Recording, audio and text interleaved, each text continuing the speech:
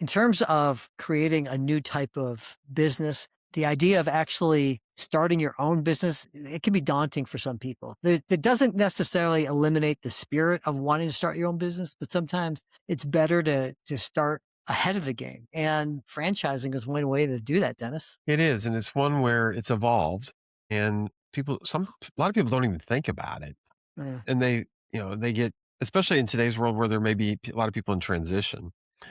Franchising is something to seriously consider because it gives you kind of the best of both worlds, where you own something, you can build something, but you don't have to start from scratch. And so I think it's one where you actually were a franchisee. I, in my past, have worked as a franchisor, and it's a great fit if you find the right marriage. And today Yeah. we're going to talk about franchising and work from home and AI and how it all kind of plays in. And I think this is a good topic. Sean Devich is with Food Life Franchising. And candidly, this is something that somebody who can kind of help you and guide you a little bit would have been a godsend for me a number of years ago for when we were exploring this world. I didn't realize there was over 4,200 different franchise organizations that exist. And maybe somewhere in there, there's a fit for you. Maybe it's not, but it's something that I think I could use a little bit of guidance on. And so let's take a listen at this podcast. Sean really shares some insight that's helpful, and I really like learning a little bit about his approach. WFH with two guys. Now here's Benny and Dennis. Dennis, in my former life, right before this world, that even before, kind of this environment of the work from home guys and all the stuff that I have done in the past, I was a franchisee. Did you know that? I do, and you were at one of my favorite yogurt places. So I loved yogurt, and so it was great knowing that you had that experience to be a franchisee.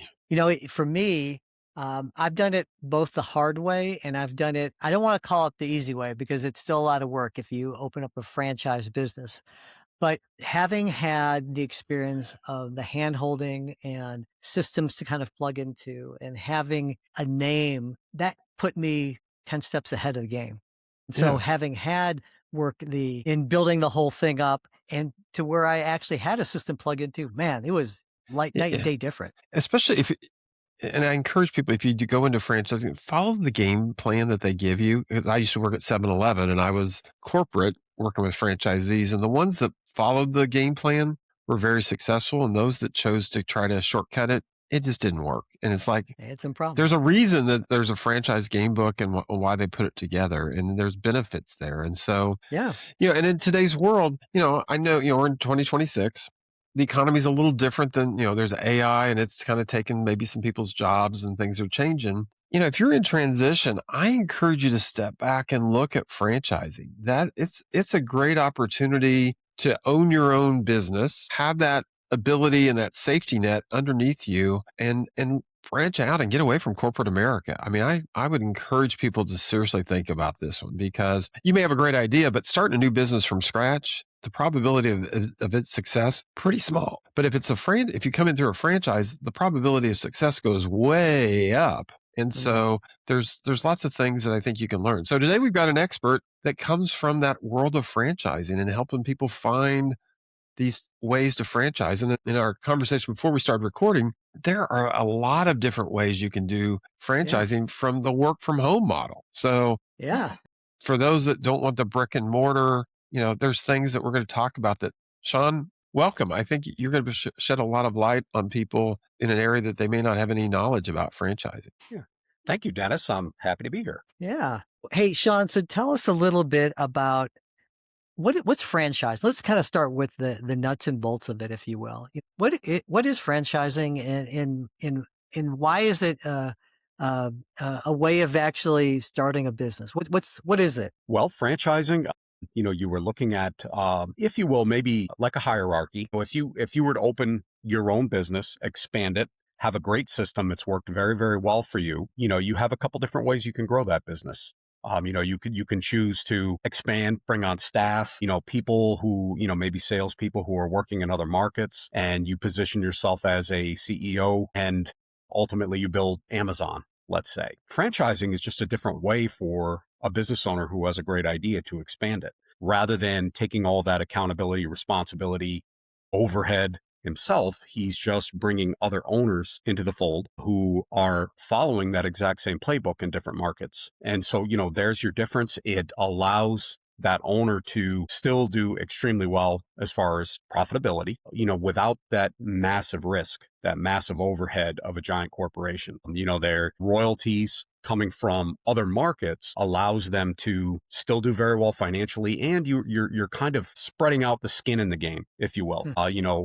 A salesperson or an executive that works for you in another market, maybe they'll be good, maybe they won't be. Maybe you'll have to, in time get rid of them and look to another executive that's really, doing what you need to have done. But an owner in another market, they've got that same skin in the game.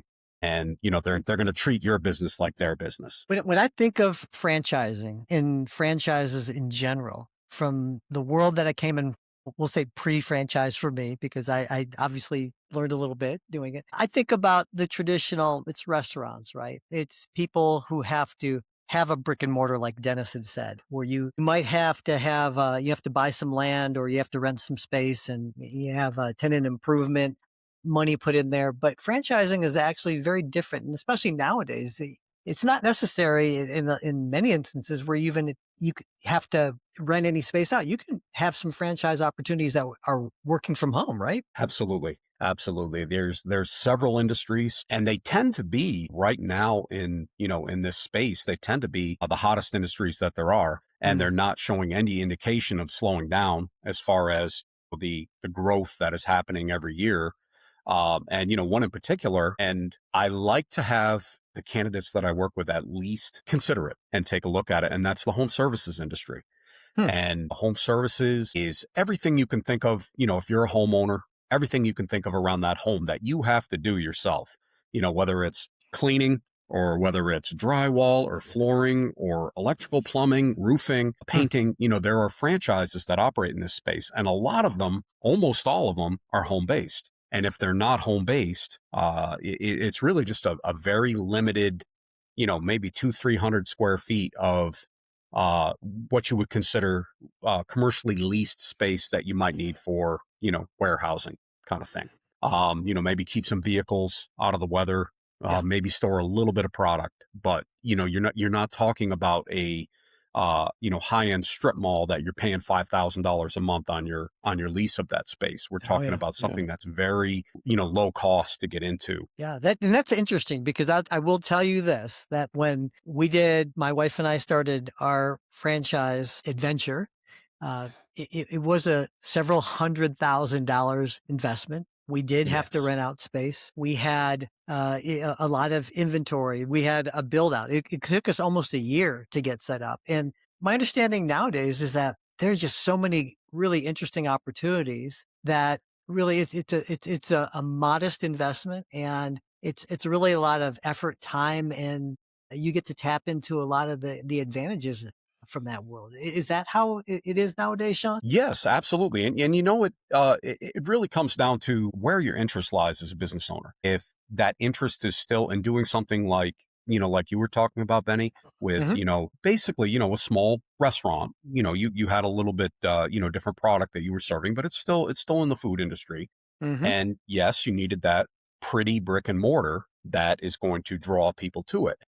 I get it. There's people that love the food industry. And if it's what you love, then I would definitely encourage it. But to your point, you have to expect that higher price point because you can't get around real estate nowadays. Real Right. estate is expensive no matter what. But flip side of that, something like home services or senior in home care, another great Mm. example. These businesses can be run primarily, just out of a back bedroom in your home. And you become, as the owner of that business, customer service, really dealing with your customers, your employee relations. And, what does everybody do nowadays when they need a service? They jump on their computer or their phone. They do a Google search. My house is dirty. Who cleans homes around here? Mm. And they're going to search a residential cleaning business. And these franchises are taking care of ensuring that in your market, you're one of those top Google hits that come up. Yeah. And, it just positions you right in front of your potential customers as, the best in your market at what you do. And from there, it's your responsibility to ensure that you're the best. It's that drives everything nowadays. Search So, engine optimization and social media, of course. so Sean, question for you. So if let's say, I'm in transition, how do I find out about franchising? I mean, do I just do it myself? Are there people like you that they can turn to that then help kind of go through the process? Because it's a process to go through. It's not like you just decide tomorrow I'm going to be a franchisee and sign up. Correct. Yes, to your point. Yes. You can do it the difficult way and go it alone. And, you're going to spend a lot of time on your computer.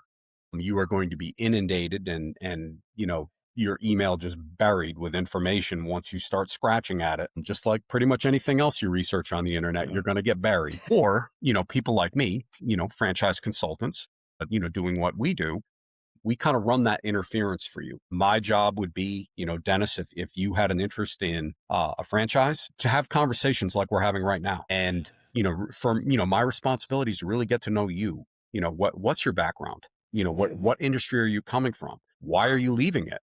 Did you like it? Have you been forced out?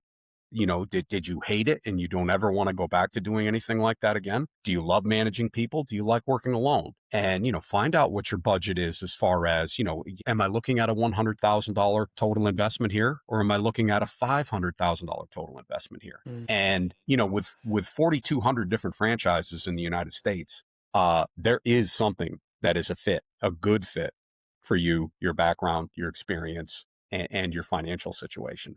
For me, Dennis, I'll tell you that I wish I would have had a Sean when I was going through this, because when my wife and I decided to go into this segment, it was really off of a whim, right? My nephew had asked to go and get some ice cream, and I went to this place. I'd never seen this concept before. And then, to Sean, when he had said his point, it became an adventure. We became obsessed with the idea and looking for the right fit for us. Yeah, I think that the experience to me was worthwhile. It was a little tiring at the time, but it would have been useful and helpful if we had had like a Sherpa to help us kind of guide Yep. and understand this stuff. Because I'll tell you, man, it was painful. I was trapped. I went to Phoenix, I went to California, and all over the East Coast, and it was ridiculous.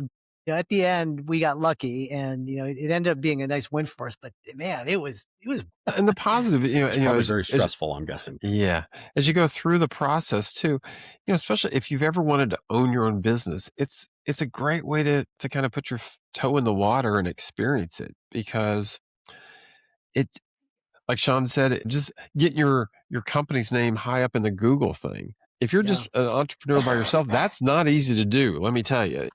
No, no, I'm laughing, Dennis, because I've spent the last week. I'm working on a new business. He's kind of an adjunct to my existing one, but so I've had to put a website together and all that stuff. And so I'm building it myself, just because this is the kind of guy I am, right? I'm thinking. I was thinking on Sunday at like 9:30 at night, going, "What the heck? I wish someone would just do this for me, right?" And that would be the value of having And, a and there's a franchise. AI that can help you build the website, because we just redid ours, and we just Yes. had AI build the whole thing. It was the coolest damn thing. So just a Yeah. plug for Yeah. AI. But and I think, I'm sure AI is going to play into franchising. There's going to be opportunities coming up that AI is going to create opportunities for companies that Mm, say, "Hey, I want to grow, but I don't 100%. want to have employees all across the country. I'm going to do it with a franchised approach." So I assume this model is going to keep evolving and changing, and there's all kinds of things to happen, especially, and then also that world you kind of hit home on the home improvement stuff.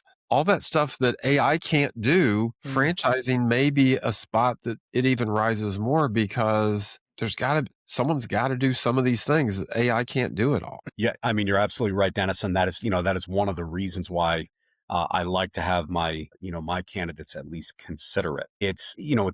These are very stable industries, stable businesses that aren't going anywhere. They've already been around, a lot of them, for 30 plus years, and they're just not going anywhere because there's just no other way for this stuff to get done. And you're not going to be replaced by AI. You're not going to be replaced by a robot.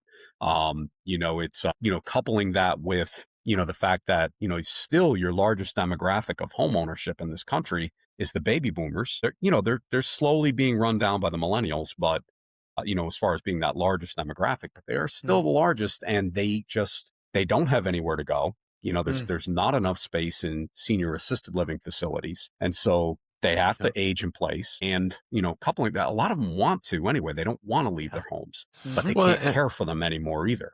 and then you got the younger And generation so that the opportunity is huge. you have the younger generation that doesn't want to do any of that work anyhow on their new homes. They end up hiring it out. So you kind of have best of both worlds. You've got the old ones that need you, and you've got the younger ones that are happy Yes. to pay to pay $8 for Starbucks coffee or whatever it is y'all do. Oh So my God. Absolutely. And on top of that, they're the SEO experts. They jump right yeah, on there onto yeah, their phone, and they go, well, my house is a little dirty. And they do a little Google search quick, and oh, there they are, Molly yeah, Maid, and they're in my area. yeah. Yeah. So, so how does that work? I would imagine you had mentioned a couple different ideas and segments, but can you share with us a few other just concepts or franchises that you're seeing some real traction with? What are some categories or some areas from a broad stroke standpoint, Sean? Yeah. Yeah. Well, I had already, brushed real quickly on senior and home care. Hmm. Again, you still have, and that goes hand in hand with the home services. Although it's a different industry, the seniors are being forced to age in place. Some Yep. want to, some are truly forced, and they have to stay in their homes, but they need help. Mm, Their families have moved on, they've moved away. They need that help in their home. And if nothing else, even if they're very capable, they need companionship. And some of these yeah. businesses offer just that as one of the services. So that's a biggie. And, the income with senior in-home care is huge. The income Mm, potential for a business owner. And again, it just keeps getting bigger and bigger and bigger every year. I know a lot of people think that senior in-home care, that's saturated. No, it is not. There is not enough service for all those that's seniors out there. Interesting. yeah. Right now, there are 10,000 people. This is a difficult stat to get your head around, but there are 10,000 people right now in this country every day turning 65 years old. Wow. And there's no way that there is that much senior Yeah. in-home care coming about every day, businesses that can handle 10,000 people. Uh, Yeah. so, so it's a huge And can I opportunity. just say, turning 65 was great. There's a lot of positives about turning 65. So Yeah. You don't look at Dennis. thank you, thank you. In terms of the market opportunity, it seems to me, Sean, that if you have a desire and interest, there seems to be a category literally for anybody in just about any business that exists out there.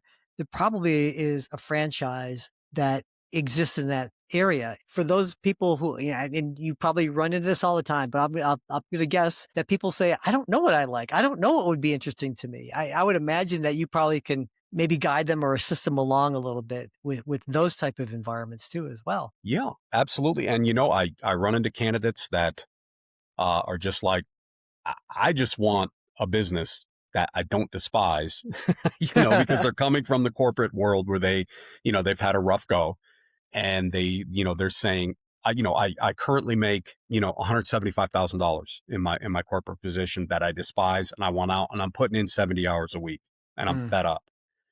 I want a business that I don't hate, that I'm working 40 or 50 hours a week from home, mhm. and I can match that income. And that is very, very simple to do in the franchising world. Yes, you brought it up earlier, Benny, that it is hard work still, Yeah. but it's not hard work for somebody else. You're Yeah. doing it for you and yours. Yeah. I mentioned a couple minutes ago that having a Sherpa or having somebody who could help me out would have been really helpful. Candidly, at the time, I had no idea that franchise consultants even existed, Sean. So I'll apologize. No, a lot of You, people don't know. yeah. So can you kind of tell us a little bit about what's a franchise consultant? What do you guys do actually? Yeah, our primary responsibility is to the candidate, Mm, to that individual who is interested in owning a business that, reaches out to us or, is referred to us. It is my responsibility to get to know them, what their interest is, what their background is, and,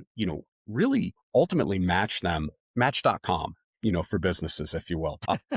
And really, what love connection. is exactly, yeah, Yeah. and the idea is to find something you really love, Mm, and yeah, and that's the responsibility to the candidate. The responsibility to the franchisor is secondary, but at the end of the day, that's what they are looking for is great candidates that are a great fit. Mm. That's really their interest. So Sean, And so so if Sean, I've done my job and responsibility to my candidate, it works. so Sean, if I say, hey, I want to have this consultant help me, how much do I have to pay you? Is there a fee? Well, that's the best part of it, Dennis. We work for our candidates for free. We do not cost them anything. The way I get paid in the end is if I can help you, Dennis, find that right fit, that one that really excites you, that makes you happy, that you fall in love with, introduce you to that franchisor. They love you. And so I have fulfilled my responsibility to that franchisor by giving them a great product, a great potential franchisee. In the end, the marriage is made.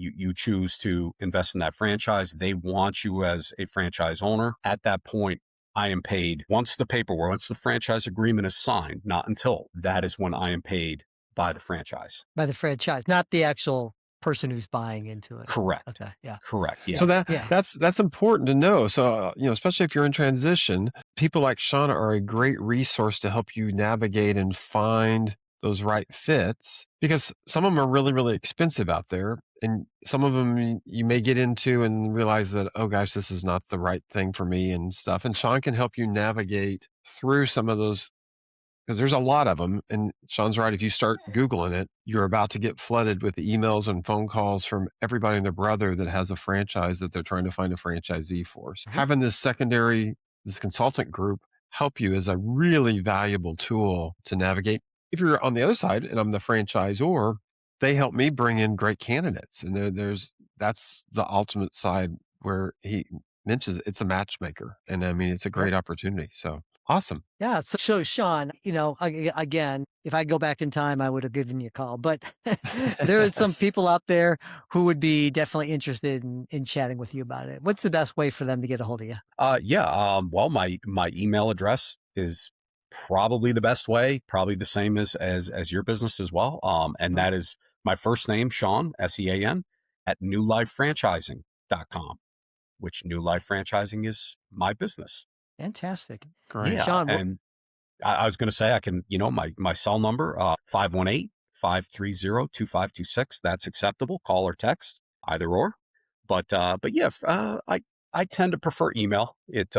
People can, maybe give a little information, maybe what their interest, where their interest lies. Mhm. And I'm happy to get back with them at a time that's good for them and just strike up a conversation like we're having now. That's good. Sean, you can work with anybody. They don't have to be local to you, right? Correct. Anywhere in the Okay. US. Yeah. Anywhere in the There US. are some Fantastic. states that are a little more conducive to a business ownership, as you well know, but that doesn't mean that there's any state that's out of the picture altogether. Awesome. Thank you so much for stopping by today. We really appreciate it. I learned a little bit more, and I wish this would have been recorded a few years ago. This would have been great. But thanks so much for stopping by. Really learned a lot. Yes, thank you, Benny. Thank you, Dennis. I really enjoyed it, and I Yeah. appreciate you having me on the show. Yeah. You Thanks a lot. You've been listening to WFH with Two Guys. We'll see you next time.